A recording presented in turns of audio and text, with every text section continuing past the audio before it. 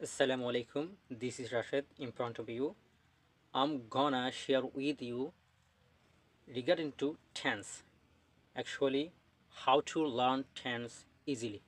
তো আজকে আপনাদের সামনে টেন্স নিয়ে আলোচনা করব। যারা একদম বিগিনার, যারা একদম টেন্স জানেন না, তাদের জন্য আজকের এই ভিডিওটি গুরুত্বপূর্ণ। একদম সহজ ওয়েতে আজকে টেন্স আপনাদের সামনে ক্লিয়ার করে দেব। তো শেষ পর্যন্ত অবশ্যই ভিডিওটি দেখতে হবে। সবাই অন্যরকম করে শেখায়, আজকে আমরা একটু ভিন্ন ধরনের শিখব। তো অবশ্যই ভিডিওটি না টেনে একদম ক্লিয়ারলি দেখবা। তাহলে আজকের এই ভিডিওটি শুরু করি।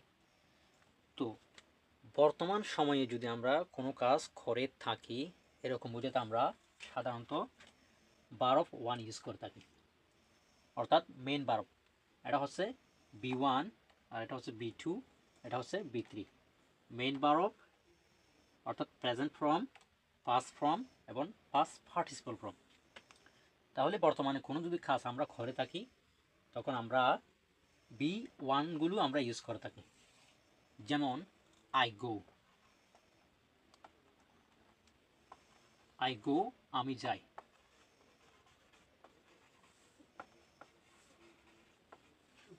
আই গো আমি যাই। আই ইট আমি খাই।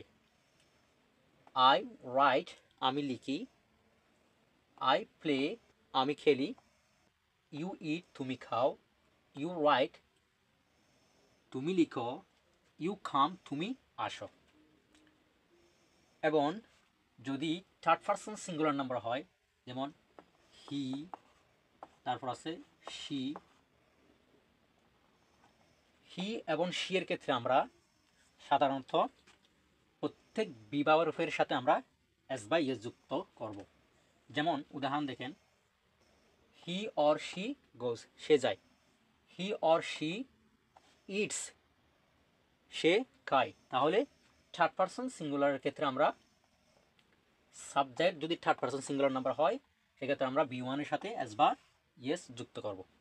তাহলে ক্লিয়ার? এটা হচ্ছে present indefinite tense, subject plus B one plus object. এটা হচ্ছে আমাদের প্রেজেন্ট ইনডিফিনিট টেন্স। এখন আমরা দ্বিতীয় সেন্টেন্সে আসি। যদি কোনো সেন্টেন্সে এম, ইজ, আর থাকে, তখন আমাদের বি1 এর সাথে অর্থাৎ মেন ভার্বের সাথে আইএনজি যুক্ত করতে হবে। যদি সেন্টেন্সে এম, ইজ, আর আসে, তাহলে আমাদের মেন ভার্বের সাথে আইএনজি যুক্ত করতে হবে। যেমন আমরা উদাহরণ দেখি, আই এম, আই এর সাথে সবসময় এম হয়। I am going, I am going আমি যাচ্ছি। বর্তমান সময়ে কোনো কিছু চলমান কোনো কিছু বোঝাতে আমরা সাধারণত am, is, are plus V one এর সাথে আইনজি যুক্ত করে থাকি। অর্থাৎ কোনো কাজ আমি করতেছি, যাইতেছি, খাইতেছি। বর্তমান, যেমন আমি ভিডিও তৈরি করতেছি, আই এম মেকিং ভিডিও। ঠিক আই এম গোয়িং আমি যাচ্ছি। আই এম ইটিং আমি খাচ্ছি। আই এম রাইটিং আমি লিখতেছি। আই এম প্লেয়িং আমি খেলতেছি। আই এম কামিং আমি আসতেছি। এখন থার্ড পারসন সিঙ্গুলার ক্ষেত্রে হি অর শি এর ক্ষেত্রে আমরা যতগুলো থার্ড পারসন সিঙ্গুলার থাকবে ততগুলোর সাথে আমরা ইজ ইউজ করব। সাবজেক্টের পর আমরা অক্সিলারি ভার্ব হিসাবে ইজ ইউজ করব। হি ইজ গোয়িং, সে যাচ্ছে। হি ইজ রাইটিং, সে লিখতেছে। ক্লিয়ার? তাহলে থার্ড পারসন সিঙ্গুলার ক্ষেত্রে আমরা ইজ ইউজ করব। এখন ইউ, উই এগুলোর ক্ষেত্রে, প্লুরালের ক্ষেত্রে আমরা আর ইউজ করব। আর এম এর ক্ষেত্রে আমরা আই এর ক্ষেত্রে আমরা এম ইউজ করব। এটা হচ্ছে প্রেজেন্ট কন্টিনিউয়াস টেন্স। তারপর আমাদের তৃতীয় সেন্টেন্স, যদি কোনো সেন্টেন্সে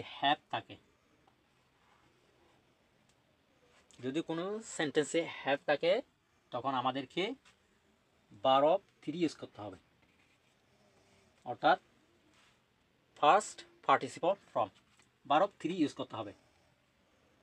যেমন আই হ্যাভ গন, আমি গিয়েছি, আমি গিয়েছি, আই হ্যাভ গন। তাহলে আমাদের হ্যাভটা অর্থ দিবে সি, স, সে।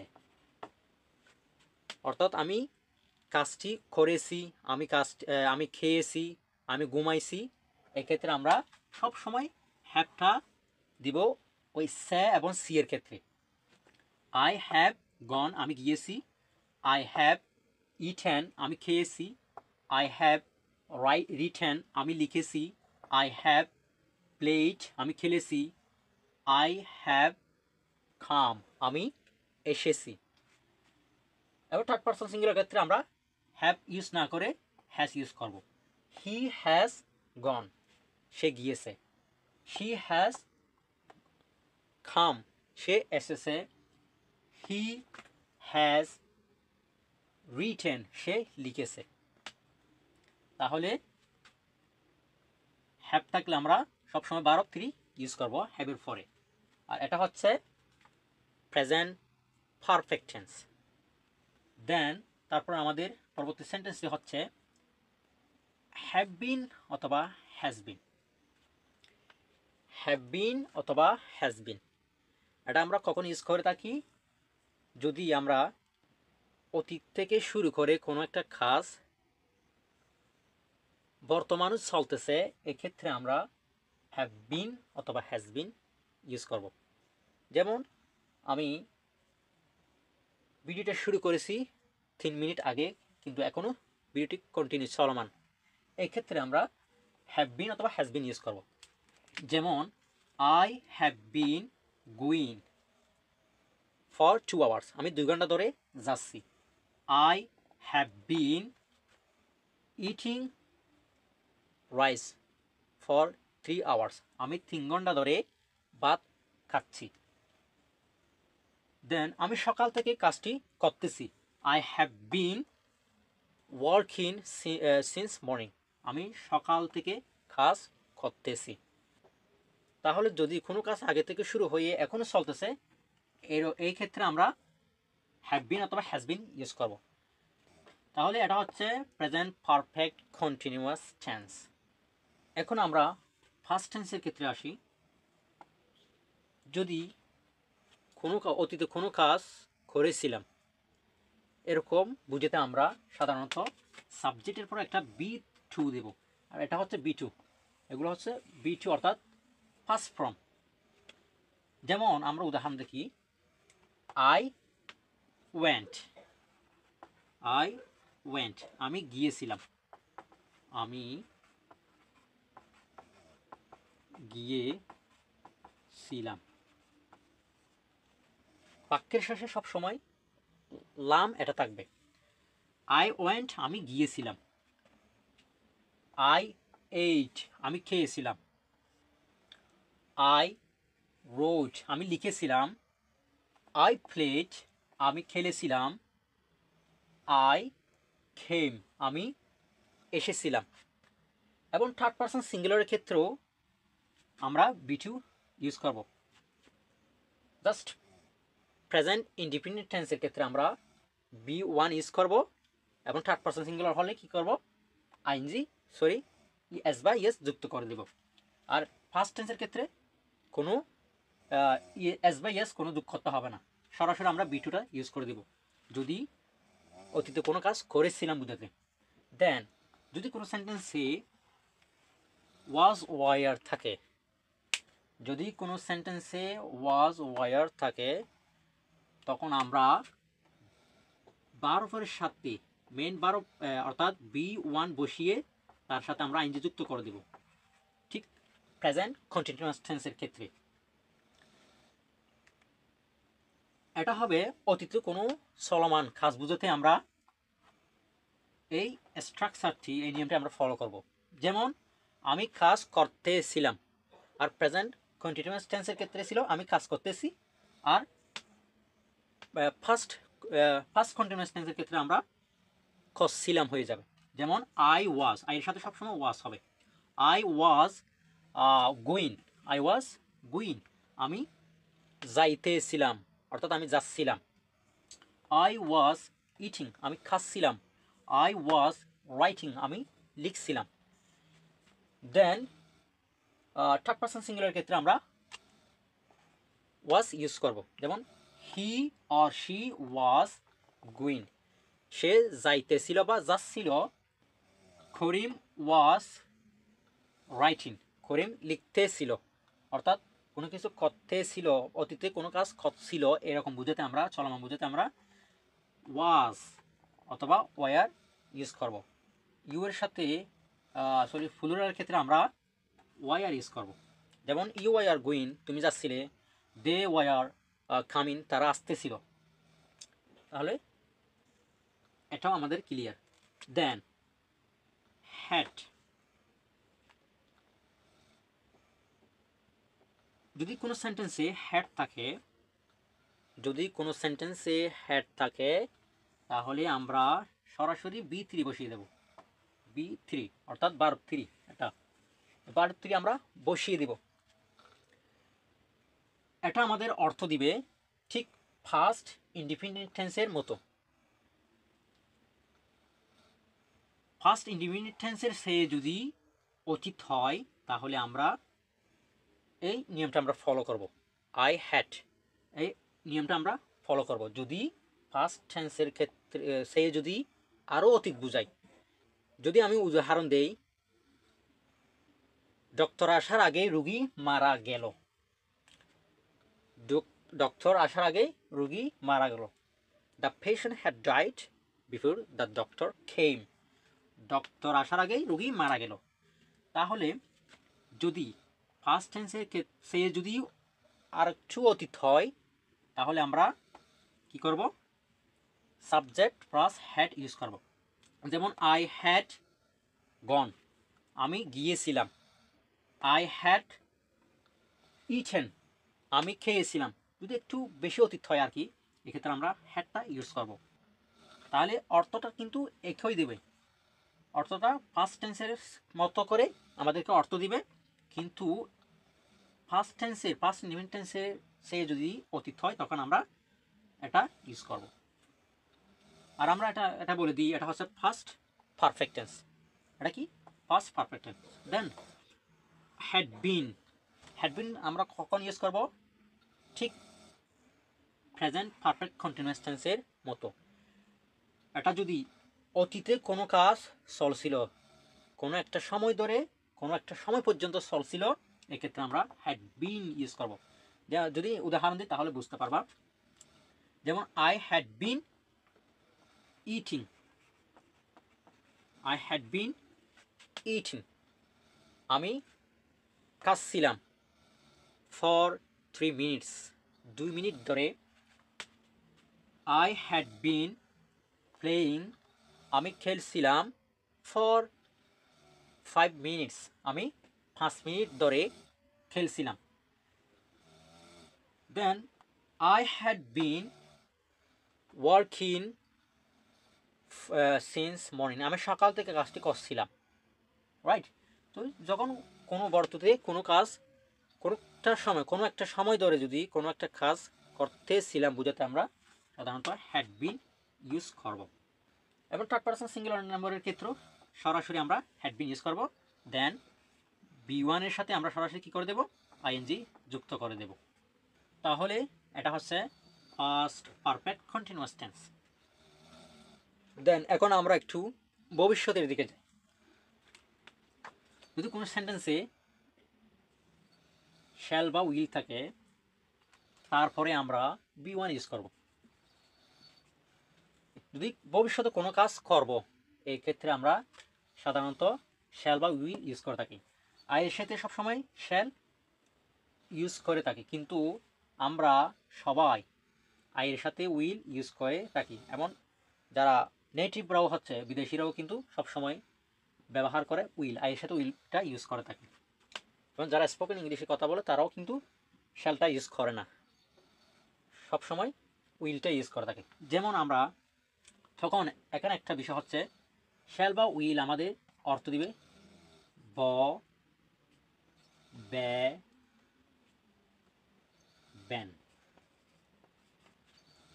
অতীতে কোনো কাজ করব, এক্ষেত্রে আমরা সাধারণত শ্যাল বা উইল ইউজ করে থাকি। যেমন আই শ্যাল বা আই উইল গো, আমি যাব।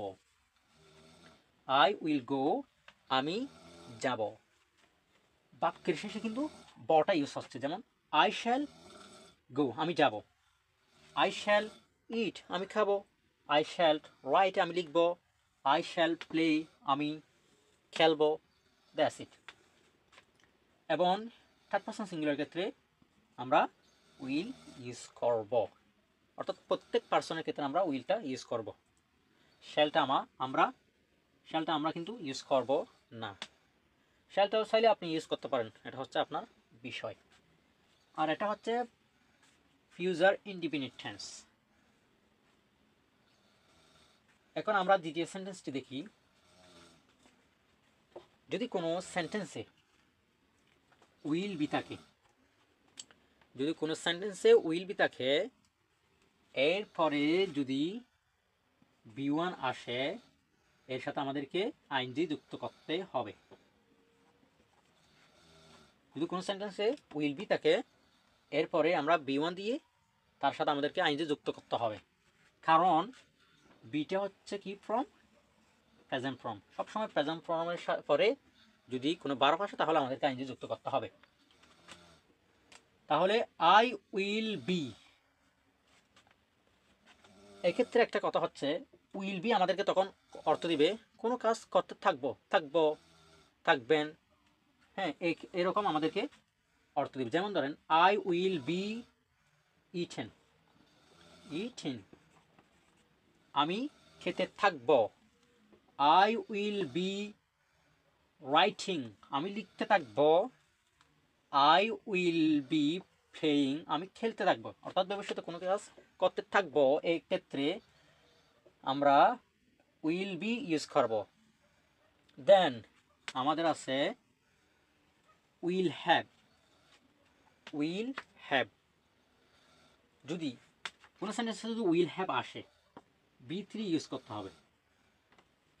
যদি কোনো সেন্টেন্সে উইল হ্যাভ আসে, তারপরে আমাদেরকে সরাসরি বি3 ইউজ করতে হবে। কারণ হ্যাভ হচ্ছে প্রেজেন্ট ফর্ম, অর্থাৎ বি1, হ্যাভ হচ্ছে বি1 এর পরে সরাসরি আরেকটা বি1 বসেন না, মেন ভার্ব বসে না। এক্ষেত্রে আমরা যেহেতু শ্যাল হ্যাভ আছে, সেহেতু আমাদেরকে এরপরে বি3 ইউজ করতে হবে। কারণ এটা হচ্ছে ফিউচার পারফেক্ট টেন্স, তাহলে টেন্স অনুযায়ী আমাদেরকে এটা করতে হবে। আই উইল হ্যাভ গন, আমি গিয়ে থাকবো। অর্থাৎ ভবিষ্যতে কোনো কাজ করেই থাকবো। যেমন আপনারা ভিডিওটা না দেখার আগে আমি ভিডিওটা দেখে থাকবো। তুমি না আসার আগে আমি কাজটি করেই থাকবো। এই ক্ষেত্রে আমরা সরাসরি কি করব, ইউজ করব উইল হ্যাভ প্লাস বি3। তাহলে আই উইল হ্যাভ গন, আমি গিয়ে থাকবো। আই উইল হ্যাভ ইটেন, আমি খেয়ে থাকবো। আই উইল হ্যাভ প্লেড, আমি খেলে থাকবো। I will have come before you come, তুমি আসার আগে আমি এসে থাকবো। That's it. তাহলে ভবিষ্যতে কোনো কিছু করে থাকবো বুঝাতে আমরা উইল হ্যাভ ইউজ করব। যদি আমরা প্রত্যেক বিষয় যদি আমরা ভাষা হিসেবে যদি রপ্ত করি, তাহলে আমাদের অবশ্যই আমাদের টেন্স সবসময় মনে থাকবে এবং যে কোনো সিচুয়েশনে আমরা ইউজ করতে পারবো। Then I will have been কোথায় ইউজ করব, যখন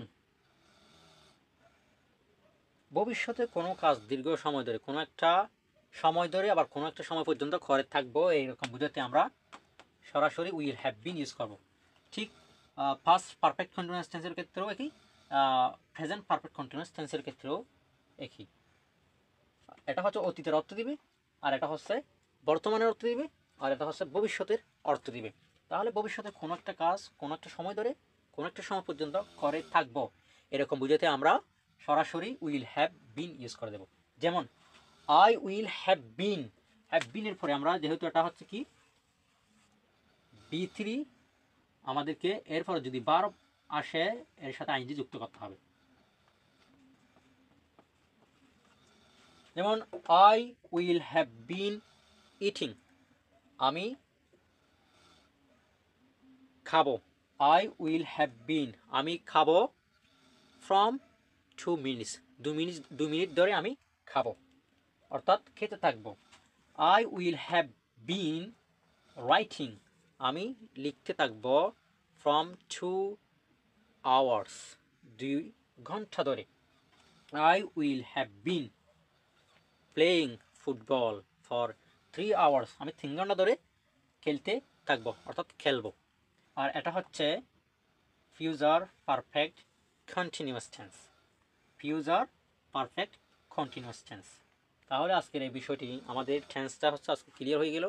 যদি আপনি বিষয়টি যদি ভালোভাবে বুঝতে পারেন তাহলে অবশ্যই কমেন্ট করে জানিয়ে দিবেন, এবং পরবর্তী আর কোন টপিক নিয়ে আপনারা ভিডিও চান অবশ্যই কমেন্টে জানিয়ে দিন।